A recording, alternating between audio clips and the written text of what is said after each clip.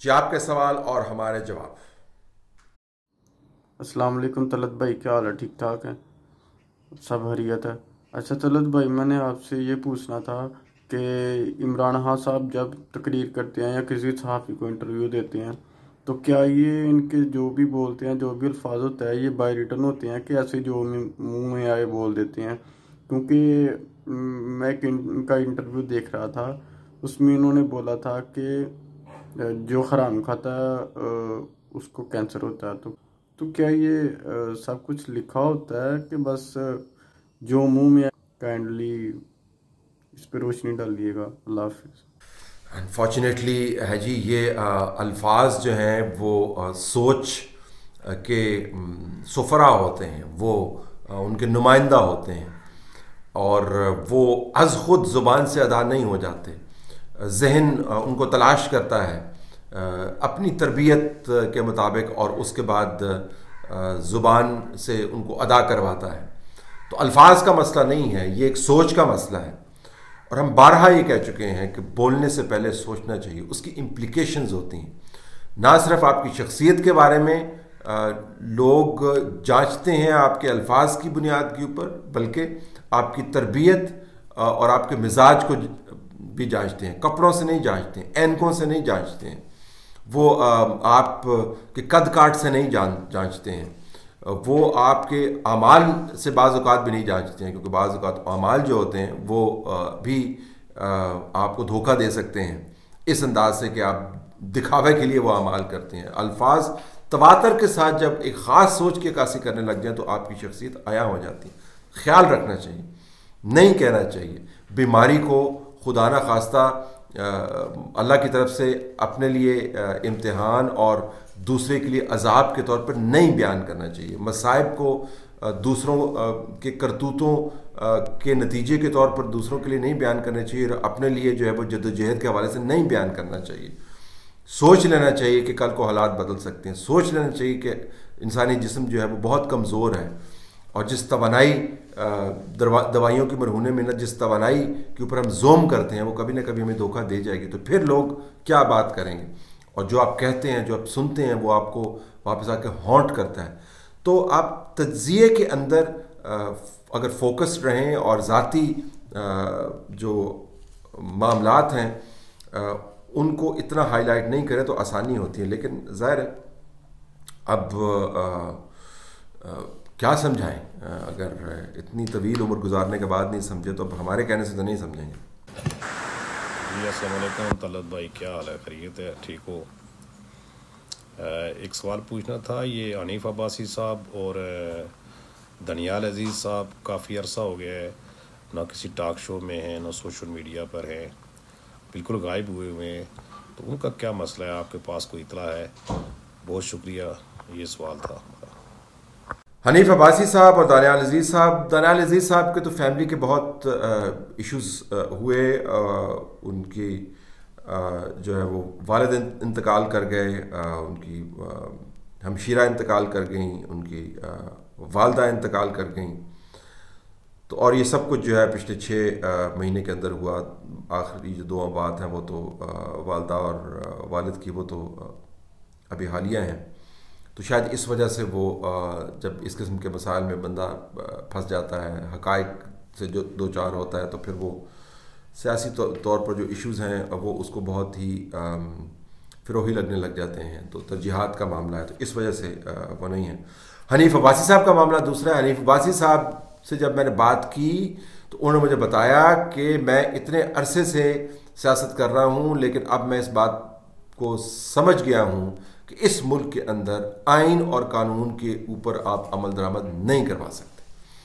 میں نے لہٰذا عملاً یہ فیصلہ کر لیا ہے کہ جب آئین اور قانون آپ کی گردن پکڑنے پر معمور ہو جائے تو پھر اچھا ہی ہے کہ رستہ بدل لیں۔ تو مجھے نہیں پتا کہ اب ان کا سیاسی پلان کیا ہوگا، لیکن جس قسم کے وہ بیانات دے رہے تھے، جو ان کے ساتھ ہوا اس کے پیش نظر وہ بیانات کوئی انہونے نہیں ہیں، لیکن جو ان کے ساتھ ہوا اس کے پیش نظر آپ یہ سوچ سکتے ہیں کہ وہ کیوں یہ سوچ رہے ہوں گے ممکنہ طور پر کہ میں سیاست کو چھوڑ دوں۔ تو وہ سیاسی طور پر بہت زیادہ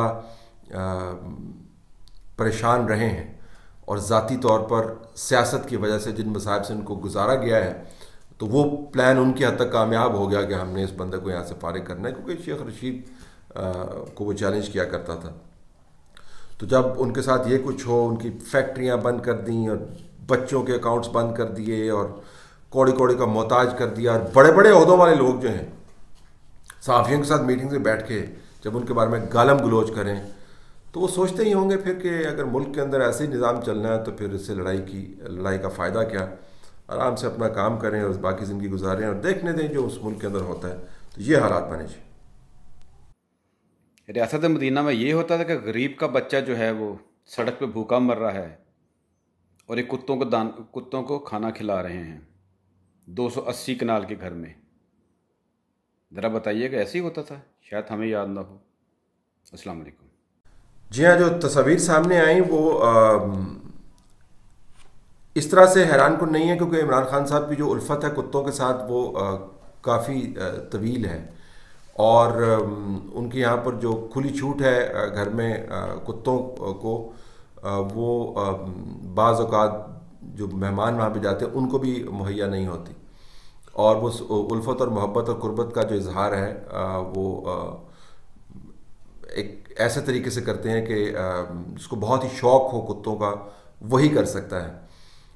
جو کتوں کی اہمیت سے آگاہ بھی ہو کہ پہرا وغیرہ دیتے ہیں اور وفاداری سے اپنی ڈیوٹی سر انجام دیتے ہیں، وہ بھی اس قسم کی الفت کا اظہار نہیں کر سکتا جس قسم کی الفت کا اظہار کرتے ہیں۔ تو اب اس حد تک تو ٹھیک ہے، ان کو شوق ہے کتے رکھنے کا۔ آپ کو یاد ہوگا جنرل پرویز مشرف جب آئے تھے تو پہلی تصویر انہوں نے سامنے وہ لے کے آئے تھے، تو اس کے اندر انہوں نے 2 کتے پکڑے ہوئے تھے، تو وہ ایک سمبلزم تھا۔ سمبلزم کیا تھا کہ انہوں نے بتانا تھا میں کتنا ماڈرن جرنیل ہوں۔ ضیاء الحق جو نظام مصطفیٰ کی بات کرتا تھا، اور جنرل پرویز مشرف جو کتوں کے ساتھ اپنی تصویر کھنچوائی، ایک کنٹراسٹنگ امیجز ہیں۔ یہ ایسی نہیں تصویریں نکال دیتے ہوتے نا، یہ بتاتے ہوتے ہیں کہ ہم کیا اس سے پیغام آپ کو دینا چاہتے ہیں۔ تو ضیاء الحق پیغام یہ دیتے ہوتے تھے کہ وہ جہاد کے والی ہیں، اور مشرف صاحب یہ پیغام دے رہے تھے، مغرب کو پیغام یہ دے رہے تھے کہ وہ تو بڑے ماڈرن جرنیل ہیں اور وہ انلائٹن ماڈریشن کے دائی ہیں۔ اس کا کیا بھی مطلب نکلے کسی کو کچھ سمجھ نہیں آیا، ان کو خود بھی پتہ نہیں تھا، ایک اصطلاح بنا دی گئی تھی اور اس کو مسلسل وہ دہراتے رہتے ہوتے تھے۔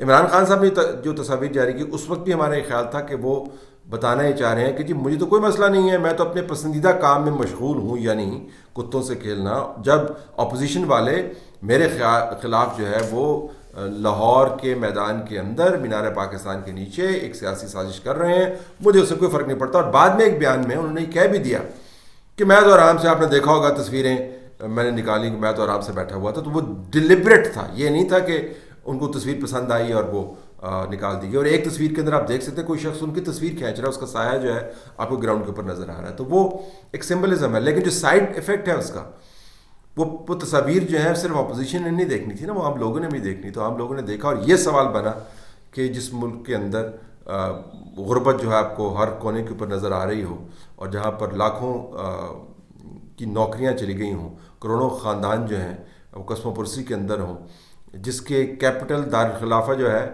اسلام آباد جو ہے، اس کے ہر کونے کے اندر آپ چلے جائیں تو لوگ کھانا مانگتے ہوئے پھرتے ہوئے نظر آتے ہیں۔ تو وہاں پر وہاں کا وزیر اعظم بھلے حقیقت میں یہ کر رہا ہو، اس کو یہ سمبلزم نہیں دکھانا چاہیے کہ کتوں کے لیے جو اسپیشل فوڈ ہے وہ ان کو فیڈ کر رہا ہے، اور یہ عام کھانے نہیں ہوتے۔ اگر کسی دکان سے جا کے آپ پتہ کریں کہ کتوں کی جو مستند خوراک ہے اس کی قیمت کیا ہے جو امپورٹ ہوتی ہے بائی دا وے، تو وہ آپ کو پتہ چلے گا کہ وہ بڑی مہنگی ہے، اس سے کئی خاندان جو ہیں ان کے مہینوں کے گھر چل سکتے ہیں۔ تو یہ سمبلزم ان کے ذہن سے نکل گیا کہ کتوں کو کھلاتے ہوئے وہ بھوکے بچے جن کو ریاست مدینہ کے حوالے دے دے کر انہوں نے ان کے خاندانوں کو تسلی دیتے رہے ہیں، وہ اس کے بارے میں کیا سوچتے ہوں گے؟ یہ پھر ظاہر انہوں نے نہیں دیکھا۔ السلام علیکم سر، میرا یہ سوال ہے کہ جیسا آپ نے دیکھا کہ نواز شریف کی حکومت کو گرایا گیا دھرنے دے کے، پھر حالات ایسے پیدا کر کے، پھر پاناما کا وہ مسئلہ نکال کے، اس سے پہلے بھی وہ تیسرا ہاتھ جو ہے وہ حکومتیں بناتا اور گراتا ہے، لوگوں کو توڑتا اور جوڑتا رہتا ہے۔ لیکن اب زمانہ بدل چکا ہے، پی ڈی ایم کی بھی ایک تحریک نکل چکی ہے جو شاید کہ چونکہ ہماری جنریشن میں ہم نے تو ایسا پہلی دفعہ دیکھا ہے، ہماری عمر 20-22 سال ہے، آپ نے شاید پہلے بھی ایسے حالات دیکھے ہوں لیکن ہمارے علم میں نہیں ہے۔ لیکن اگر آج جیسے کہ کھلم چیلنج کیا جا رہا ہے تیسرے ہاتھ کو، آپ سمجھ رہے ہوں گے میری بات، ان کے نام بھی لیے جا رہے ہیں جو کہ شاید ایسا پہلے کبھی نہ ہوا ہوگا۔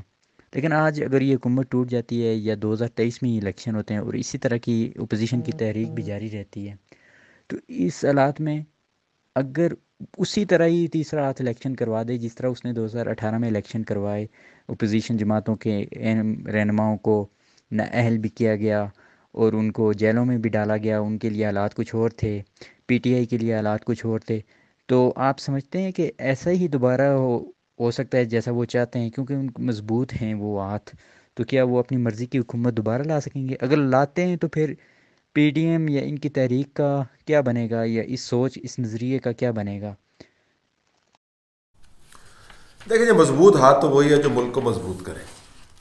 ہمارے نزدیک تو کوئی وہ ہاتھ مضبوط نہیں ہے جو ملک کو کمزور کرے۔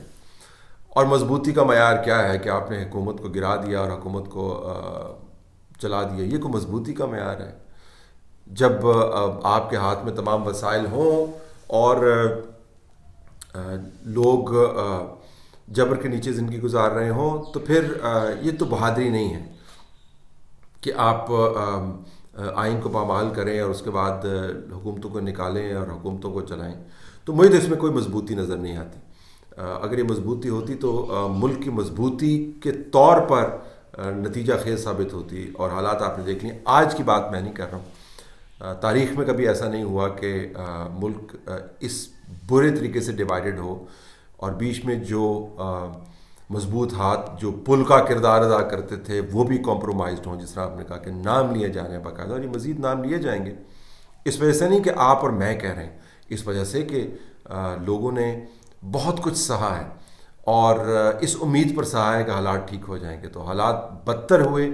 لوگوں کی گردنوں کے اوپر پاؤں رکھ دیا گیا۔ ابھی حنیف عباسی کے سوال کے حوالے سے جو سوال ہے اس کے جواب میں نے آپ کو بتایا کس طرح مین سٹریم سیاستدان جو ہیں وہ چھوڑ کے جا رہے ہیں، کہتے ہیں یہاں پہ کاروبار ہی نہیں کر سکتے آپ، کاروبار حیات جو ہے وہ کیسے چلائیں گے؟ تو کاروبار جب آپ نہیں کر سکتے اور کاروبار سیاست آپ کیسے چلائیں گے؟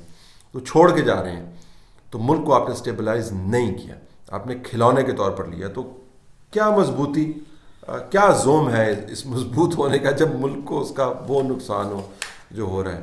تو میرے نزدیک تو کوئی مضبوط نہیں ہے۔ اور اگر آئین اور قانون کے تحت یہ معاملات طے نہیں کیے گئے تو آپ 100 انتخابات کروا لیں، نتیجہ اس کا وہی نکلا، اس سے بھی برا نکلے گا جو 2018 کے انتخابات کا نتیجہ نکلا۔ تو بنیادی طور پر آپ یہ دیکھ لیں کہ رستہ مکے کے ذریعے آپ نے تلاش کرنا ہے، ڈنڈے کے ذریعے تلاش کرنا ہے جس نے ملک کو بند گلی میں لا کے کھڑا کر دیا ابھی، یا آپ نے آئین اور قانون کے تحت چلنا ہے۔